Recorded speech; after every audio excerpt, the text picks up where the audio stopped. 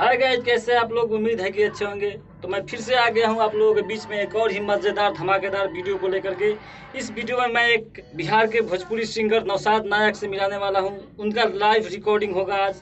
वो रियल में कैसे गाते हैं वो सुनिए और देखिए उनकी आवाज़ कैसी है, कमेंट में ज़रूर बताइए। जो बिहार का जो बहुत बड़ा स्टूडियो है RCM म्यूजिक स्टूडियो, उसमें उनका रिकॉर्डिंग होने जा रहा है। मैं अभी तत्काल में स्टूडियो में हूँ। देखिए ये सब माइक है, ये माइक लगा हुआ है, ये ईयरफोन है और ये गाना है। उनका अभी थोड़ा देर में रिकॉर्डिंग होने वाला है और DJ विकास जो है उनकी रिकॉर्डिंग करने वाले हैं, जो बहुत ही बड़ा म्यूजिक डायरेक्टर है। तो आइए वीडियो को स्टार्ट करते हैं बिना समय गंवाए हुए।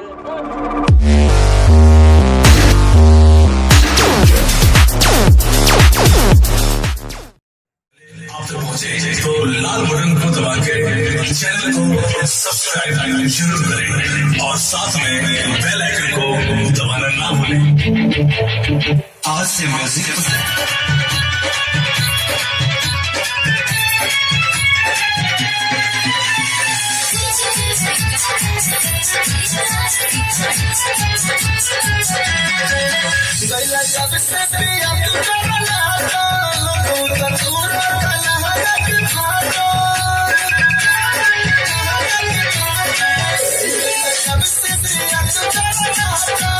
Come on,